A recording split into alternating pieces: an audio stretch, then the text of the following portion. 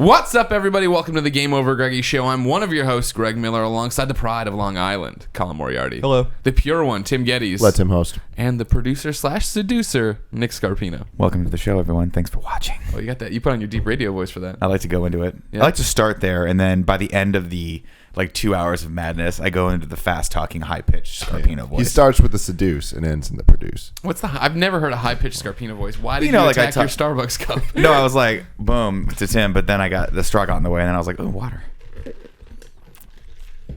It's tasty. And I've still never heard your high-talking Scarpino. It's just, I just start talking faster as the day goes by. So, and people can't understand what I'm saying. So I'll start to mutter, I'll start to mumble a little bit and go. And then everyone's like, I just stopped listening to Scarpino. He's crazy. Does anyone ever say that in the comments? A lot of people do. Comments down below? All the time. All right. Well, ladies and gentlemen, the idea of the GameOverGreggy show is simple. Every week, four best friends gather around a table, each bringing a random topic of conversation to it. We talk it out for your amusement. If you like that, like the video and buy the MP3. Tim, explain it. Man, that's crazy. Well, Fridays are Game Over Greggy Day. No matter where you are, you can get some new stuff on Friday. A full episode of something on Friday. You can get the early episode on GameOverGreggy.bandcamp.com for 99 cents. That's an MP3, no, a high-quality MP3 for $1. Yeah. Well, 99 cents is $1, right? If somebody says 99 cents, you're assuming you're paying. So it's some premium stuff. Give us the extra penny. But over at on the YouTubes, you can get the show for free. Yeah. The full show. The entire show will go up live on Friday. But before that, the rest of the week, you're getting the clip outs. Yeah, we give you every topic broken out over 4 days. It's the best of both worlds. It's the best of both worlds. Something. Then you rock out the show. Remember that? That was Hannah Montana. Best of Both Worlds is an awesome Jay-Z R. Kelly album. But you also remember it from I don't know if Montana. I'd say awesome for that one. That's a great album. Blue Chips is on that, right? Or no, Big Chips. That's what it's called. Big Chips. That's that great single on that one. Yeah, it came out in 2000. I was never a big fan of that. All right, I'm going to go first, and I'm going to lighten the mood by talking about pilot suicide. Now you kind of mentioned this in passing to me. What does this mean? Suicide. Well, you know this Malaysia airliner that went missing. It's everybody. The lost airline. They didn't know. Well, remember, we're putting the show up a week later. Maybe it's been found. We don't know. But Colin and I are referring to it as Oceanic 815, right? 815, yeah. That's what you're referring to us? Yeah. You know Well, their real lives on this plane, right? Yeah, but it's like lost. It just kind of went completely crazy. Hey, yeah, can you straighten that painting back in there? the That's going to Pacific. bug me the whole time. Actually, it's in the Indian Ocean, probably. So it's a little different. It's crazy. But do they think that someone... One of the theories is, at this point in time, is that there was a pilot. The pilot decided to kill himself and took the plane down. And you say that, and that sounds ridiculous to me. I'd never heard of a pilot suicide before. That's happened before. A lot. It happens a lot, it turns out. Here's the Washington Post article I was reading this morning. According to the Federal Aviation Administration data, 24 American pilots have killed themselves while flying their planes in the last 2 decades. Did they kill themselves with people? Some of them. 23 of those pilots intentionally crashed their aircraft. One student jumped out of his plane mid-flight. All of the pilots killed themselves were male and middle-aged. None of the American pilots who killed themselves were flying a big commercial aircraft, but it has happened elsewhere. Mozambique airliner's E190 jet carrying 33 passengers went down in Namibia. Sorry about that one. That's not how you say it. But according to Namibia. Yeah, that's right. There you go. Well, see, they got the extra I, though. Oh, Namibia. No, that's not right, though, is it? This is what the Washington Post records. You would be the only person at this table that would know that, Colin. According to the cockpit voice recordings there, the co-pilot left to use the bathroom. When he returned, the door was locked. And like the flight recorder has him like banging on the door trying to get in and them just taking the plane down with all 33 on board. And then 90... Wait, so that was just a mistake? No, that was real. That guy was like, I'm going to kill myself. He was waiting for the co-pilot to leave. And then he's like, I'm going to kill myself and all these people. Oh. No, Namibia is right. Namibia? They got to get rid of that I. That's no good. I don't like it one bit. 97, a couple of them happened. 2 years later, a Cairo-bound aircraft plummeted into the Atlantic Ocean off Nantucket in 1999. All 217 passengers and crew were killed. During the plane's tailspin, its pilot whispered in the Arabic phrase, "I rely on God," traditionally muttered moments before death. What the fuck is wrong with these people? My God. I think we'll all agree we're pro-suicide. You want to kill yourself, go about it, whatever. That's the right way to put it. But I know, and it's not. I'm simplifying it quite a bit. Get help if you're thinking about suicide. Talk to somebody. But whatever you have to do, you have to do. But to come take all these people with you that had nothing to do. Yeah. I'm not a fan of this, Tim. Not cool. I don't even like when people have a flat tire. and like I have to wait in traffic because of them. Let alone if you're gonna put people out. You know what I mean? Whoa! I mean, like it's like when people are. I don't like when people are inconsiderate in their normal daily lives, and so to take that the farthest step possible forward and go, I'm gonna go ahead and kill people with me because that's who I am. Like these guys that'll go and like shoot up schools and things and then end their own life. I'm like, why did it have to be? Why can't you just start at the end, right? I mean, not that I'm advocating suicide. Like no, none of us are. Please get help if you can. There are numerous hotlines. But I just don't get it. Why? Just go. There's so like that's the gold. You live at the Golden Gate Bridge, so I mean that's the number one place in the world where people go to kill themselves, right? And like that's if you're gonna do it, that's nice. You're not putting anyone out there. Just go up there and jump off. There you go. Well, don't do that. But get help. No, I'm saying not do that, but like don't. Yeah, don't do. Don't hurt other people if that's something you feel the need to do. It's just not. That's just horrible. That's a nice legacy you're leaving for yourself there. I don't even know where to start with that. Like with pilots and stuff, they have to go through so many years of training and like all these like safety things and all that stuff. Like it's crazy that people, man, something might sound really ignorant saying this, but like people that are that advanced, like would do things so stupid. Yeah, depression sucks. It fucks you up, obviously. It does. Totally normal people. I feel like a lot, especially a lot of these pilots that are older, were probably pilots during Vietnam or Korea or something like that, you know. And so these guys probably have some. Probably not during Korea because they'd be not like, Korea. 85 they'd be like years 85. old. Yeah, that's a good point. But Vietnam potentially, yeah. Or even the Iraq War. You know, you have a lot of these guys that are military pilots that go into the private sector and they get paid a lot, but you still have issues. So I don't know. That's crazy. I mean, I have to imagine they do a lot of psyche evals to be a commercial. Well, you'd pilot. like to imagine. You'd like to imagine that. Like, but I'd also like to imagine that they train the flight attendants. Is that a rigorous thing, or like is it pretty easy to be a pilot? I mean, like to be like the student pilot, right? Or like the to fly like a little jet isn't that bad. You go to schools for those, like a Cessna. Yeah, exactly. You pay and you can get through that. I forget how many. If it's months of training and like you have to log hours and get it checked off, and then you can finally fly on your own or whatever. But like for like a pilot to do that, pilots like from what I understand, and I have a very base knowledge of it, is that like for you. It's a long trek to become a pilot because once you make like no money when you're a co-pilot, but then once you get pilot, that's when you start making money, but you're much older at that point because you've put in so many hours as a co-pilot. I think, correct me in the comments if I'm wrong. No, that's true. Well, I also think you have to get certified per aircraft. Yeah. So like the bigger you go, the more certifications you have to have. You can't just go from a twin engine Cessna to a 777. I think there are steps that you have to take in between those, and I don't know if that is reflected in pay, but it's certainly not easy. It's not as easy as becoming, say, a professional podcaster. Yeah, you just go to Best Buy and buy some mics, and you're ready to rock. We went Amazon. Did we go? We didn't even leave the house. No, we don't leave the house for any of this crap. We didn't even bother. Being a commercial airline pilot is a huge sacrifice. Yeah, that's why they have things called flop or crash houses because co-pilots and flight attendants will live together and 8 people, 10 people in a house because they don't have any money, and then you reach that level where you're a pilot and then they pay you a ton of money. My mom used to work for an airline.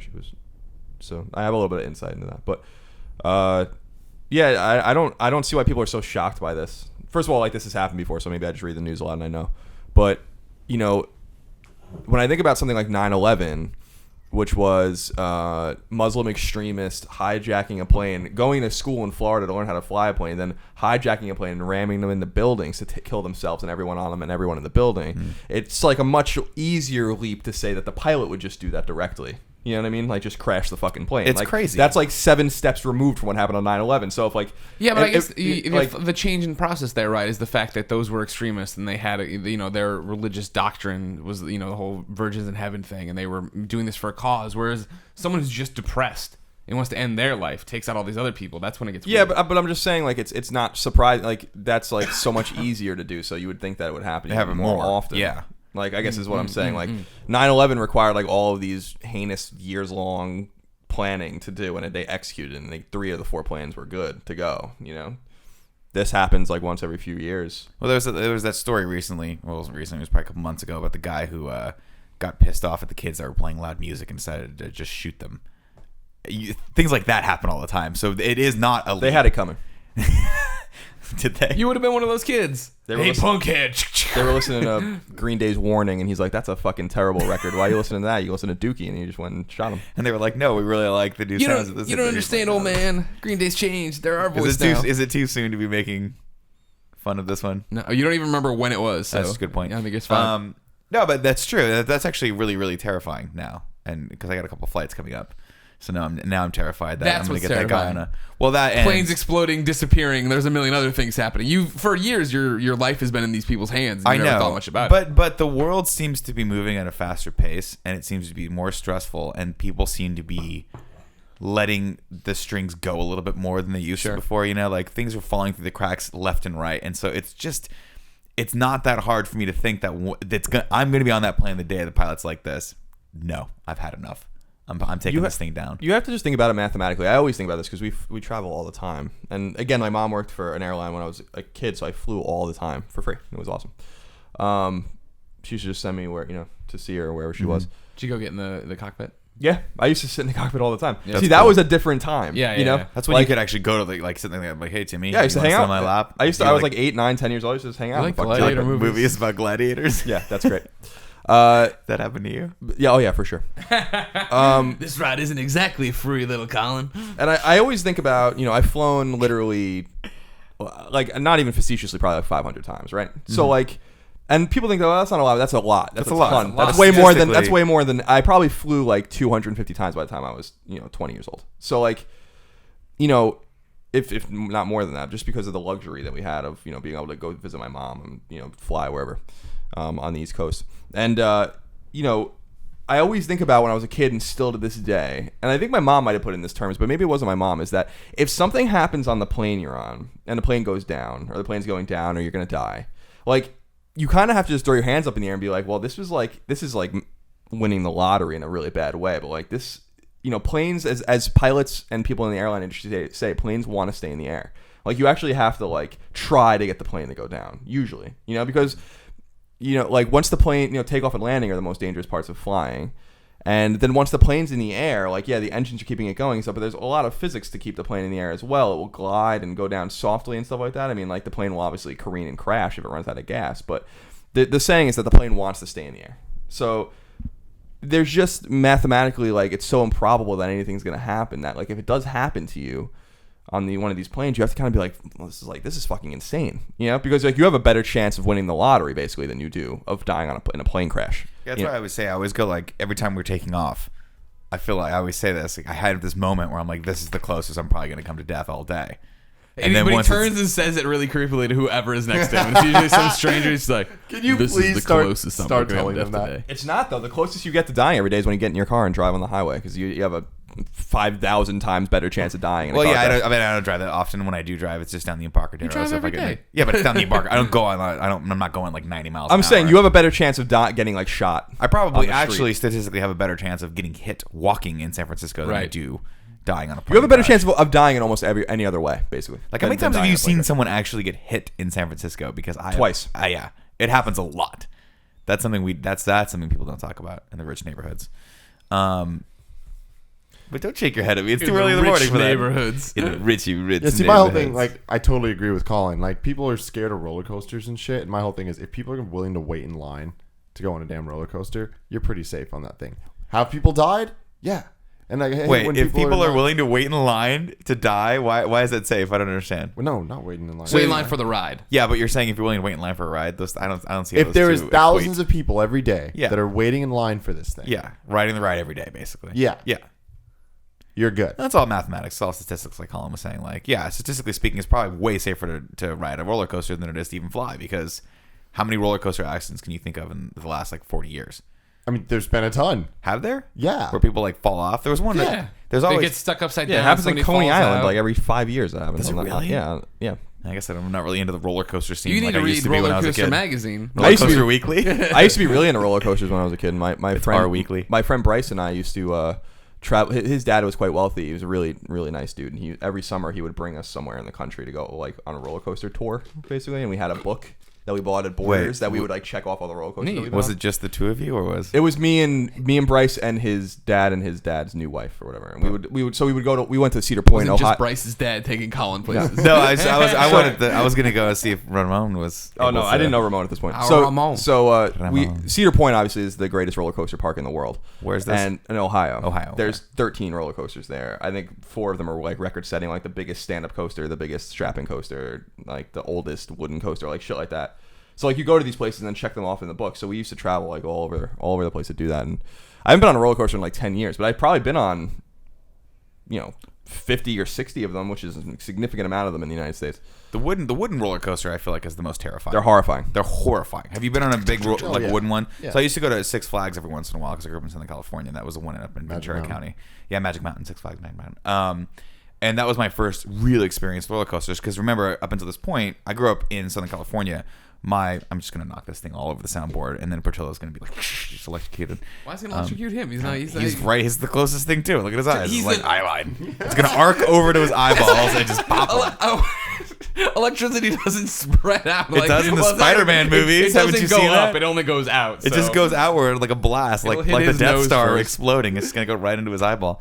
So my sort of exposure to roller coasters was Disneyland, right? Space Mountain, Pirates of the Caribbean. It's not really roller coasters. This was before. Pirates of the Caribbean. Well, no, they had Put a pin in that one. I'll tell you the Pirates of the Caribbean story in a little bit. Okay, we're gonna put a pin in that one. What's the Whiskey Mountain? Whiskey Mountain. You're on. This is cool. Thunder Cool. No, is it Thunder Mountain? Yeah. And then there's the Matterhorn. Those are two different things. Yeah. So those are my experiences with roller coasters, right? And this is pre-California Adventure when they actually had that badass roller coasters they have now. So I go to Magic Mountain, California. and the first ride we go on is this I don't know what the wooden roller coaster they used to have. I think they still have it at Magic Mountain. It is Tatsu. horrifying. It sounds like it's going to pull apart every time anything happens. So we did that, and then then we did the Superman ride, and I was like, no, I'm hooked. Superman's the one that shoots you, right? Yeah. All you do is this. 0 to 70 It's or like whatever. a 5-second ride, and you wait for hours. It's one of those things where you're just like, the second you get into the park, you're in line for the Superman line, and then you're like 15 hours later. Yeah. This is the only thing you can But it's ride. one of those ones where the line's fun too.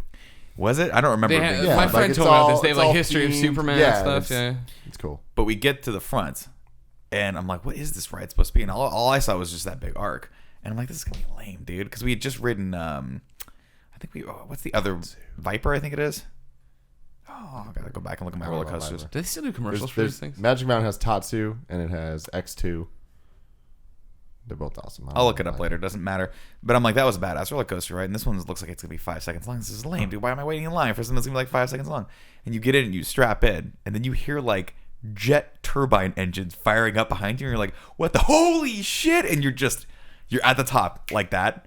And you're like, oh, that's lovely. And they have that statue of Superman that's looking down at you. Yeah. And you're like, that's sick. And then you roll backward, and you're like, that was totally worth the 10-hour wait. Totally That I was worth like, it. oh god, it was awesome. I hate roller coasters. Really? I don't like. It's not even a height thing. Like I don't think I'm afraid of heights. I've gone to Sears Tower and stuff like that. John Hancock. But I get like motion sick real easy. Right. Even on Muni, sometimes I'm playing a game. I just got to stop playing the game. a delicate heart. Or tummy. Delicate tummy. You have a delicate soul. Anyways, so when we went to Disney World, I was in the 2nd grade, and I was very clear, no rides. My parents know this; they don't want to no like roller coasters. So we'll just go on the rides that are fun. The Peter Pan ride, Pirates of the yeah. Caribbean. So we wait in line for Pirates of the Caribbean, and we get in the little thing, and Pirates of the Caribbean starts. This is obviously long before the Johnny Depp version. I don't know if they've changed it or anything. Yeah, But it goes and it starts going. Bastardized And I'm like, it. Mom, this sounds like a roller coaster. She's like, it's not. We've timed it. And then there's that water drop like down an angle, and I lose my fucking mind and ruin it for everyone there. I am sobbing and crying and screaming. 2nd grade kid, like as loud as possible, like, let me off, oh, help me, someone help me. And my mom is next to me going, I'm right here. And I go, not you, someone behind the walls. Because I was convinced like people are back there moving the pirates, like, stop the ride, let me off. Like I am just like bloody murder the entire ride, like destroyed. That's amazing because that ride only has that one one drop. drop in the No, beginning. the one in Disneyland has 2 drops. Well, Disney it's a World quick- doesn't. It's a quick the hard drop, and then they're like, And then there's oh, a and then there's tiny, another one, tiny little which those are my favorite. That's my favorite ride at Disneyland, by the way. That one and the Haunted Mansion. Those are my 2 favorite. I love that first drop because when I was a kid, I thought it was, there's like two classes of rides. There's like the good ride, and then there's like it's a story ride, where it's like, Mr. Toad's or Peter Pan. Mr. Toad is awesome. But there's no like, oh no, I love it. I love those.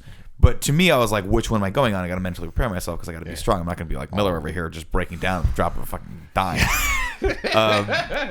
And so, so you go on that. And the first time I went on Pirates of the Caribbean, I was like, this is really, really cool. And, it's got the blue bayou over there. And you're like, it's kind of smoky. You're like, oh, don't go down there. And you're like, okay, I'm going to go down there because it's going to be awesome. And then you get that first bump. And I'm like, oh, this is a rush. And then there was nothing else past that. But like the anticipation of maybe there was another one was really cool for me when I was a kid. And now every single time I go back on that ride, like that's the first thing I go to when I go to Disneyland. I go right to the Pirates of the Caribbean. Oh, you're doing it wrong, Nick. No, dude. Pirates. Fast passes. Then I straight up I'll go to Haunted Mansion.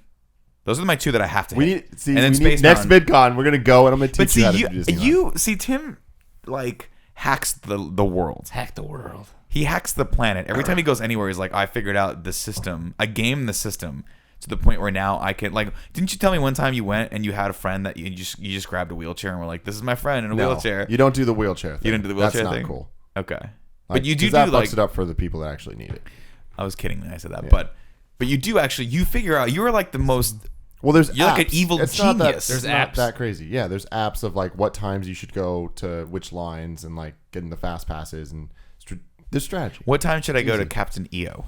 What's the best time to see Captain EO? Literally has no line ever. I don't know why it's still there. Besides, it's awesome. But yeah. Anyways, Captain EO's genius. So that's interesting, Greg. So still to this day, you can't do rides. Yeah, I don't enjoy them. Well, I when I went years ago, we went to E3 and were taken away, or was it Judges Week for pre-E3, and we're whisked away to go see a Disney game, and for some reason they showed us the game at 3 hours after we had to go around the entire park. So I went on some stuff then as an adult, on private lines and no waiting and all this crap, and I was just like, I hate this, I want to go home.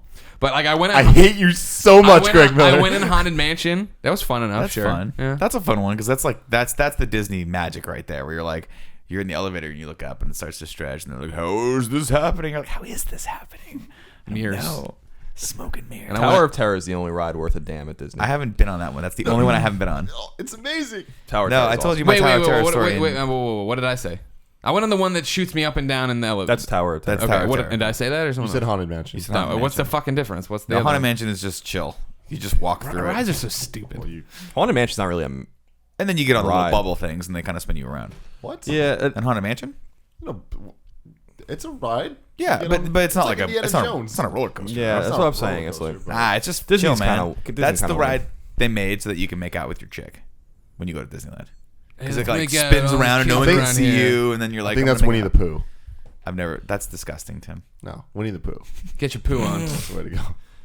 Disney was always... I've been to Disneyland only once because I was from the East Coast. I went there when I was a kid, but I went to Disney World like 7 times or whatever. And it's just like... And I went there maybe the last time when I was in like 12th grade. And I was just like, this is cool. It's fun. But like what was so funny was that Universal's like right next door, and Universal's like 10 times better than Disney.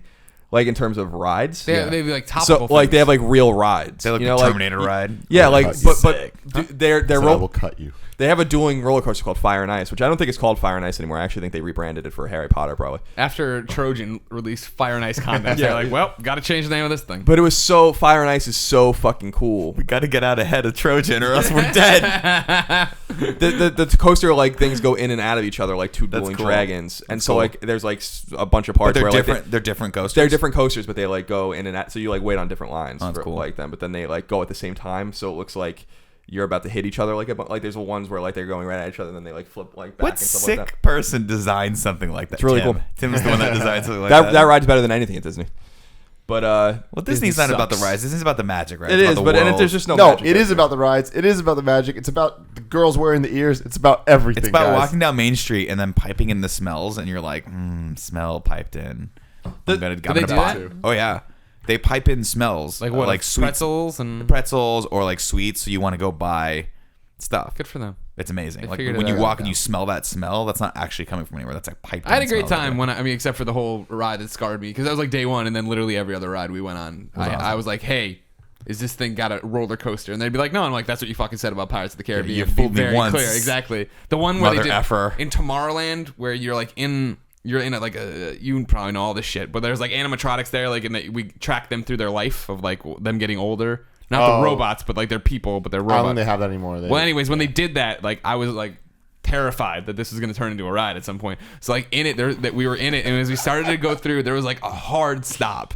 And like 5 seconds of like, no. What it was them throwing a switch. Be like, if this kid needs to leave, we want to get him out of the fucking room. They had you pegged? They were like, there's that Miller kid. My mom had to get an adult there and be like, hey, person who's a 20-year-old who's like working here and doesn't give a shit. More this like kid, 18-year-old. This kid is a bitch. And he is going to, if anything scary happens in this thing, it's over, man. You've ruined it for everyone else who was waiting in line. So please, please, please give him an out. That is amazing.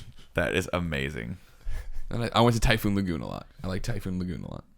What's Typhoon I don't even know Lagoon? what that is. This is the Orlando one. It was like, it was like a wave pool. You want to go there and like they had like waves and stuff. I went to a lot of like those kind of county carnival things, you know? Yeah, like the sandwich fair. Because I used to work at Disneyland, so I was like, I don't want to go to Disneyland anymore. But then my friends would go, hey, let's, like when I got into college, they'd go, let's go to like the whatever sandwich fair. Is like what the sandwich fair, sure. And I remember the worst experience of my entire life. You guys know the Gravitron? Mm-hmm. That thing that spins you around. I like you the Gravitron. Oh yeah. So I used to like the Gravitron until I decided to eat an entire BJ's deep dish pizza before I went to that. And I was like, I don't know why. Actually, I do know why. It's because there was a girl I liked that was there, and she was like, we're all going. And I'm like, oh, I'll go too. And you're like, I'll impress you by eating this pizza first. No. I had finished. I was at dinner with my parents when she like texted me, and I'm like, I got to. You? Actually, it might have been a page. Yeah, truth be told. I don't think it was a text. Beep, beep, No, it was a text because Sandwich fair, Gravitron. I had a Nokia. I had the original Nokia phone when I was like a sophomore in college.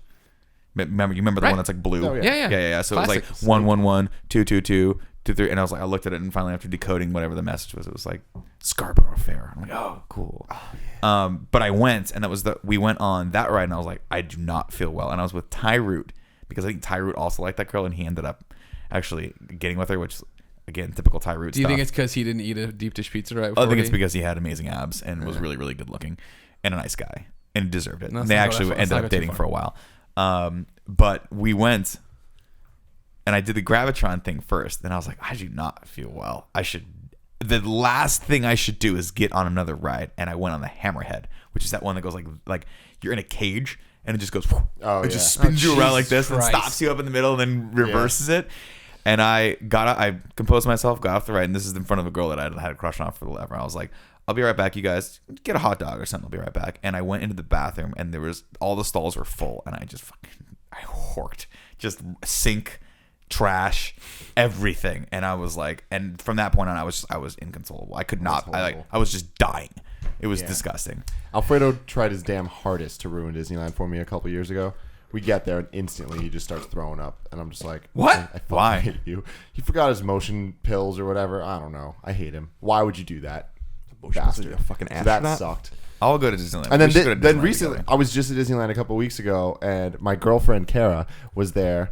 That was for you guys. Damn, that was like dominating looking at the camera. Just for you. When's the wedding? But yeah, what's up? She had food poisoning the first day and was just throwing up the entire time. And my God, it was the hardest. Did you just kind of close like shut the light off and then kind of close the door and be like, it was. I'll be back in 10 hours. I'm gonna go get some ice. I could hear it outside of our hotel room. And I just had to stay with her, and I could just hear the rides. I'm like, I could smell the pretzels. You're just like, you're sitting in darkness and you're like, it's a She pulled together the next day. She pulled together the next day and she kicked ass and it was awesome. She had a great time. I had a great time. She's a champ. She's a trooper. Yeah. Splash Mountain was good. Love Splash Mountain. Yeah. So pilot suicide, bad. Don't Rides, do it. all right. Yeah. Awesome. Except for pirates. Except for pirates, don't do that.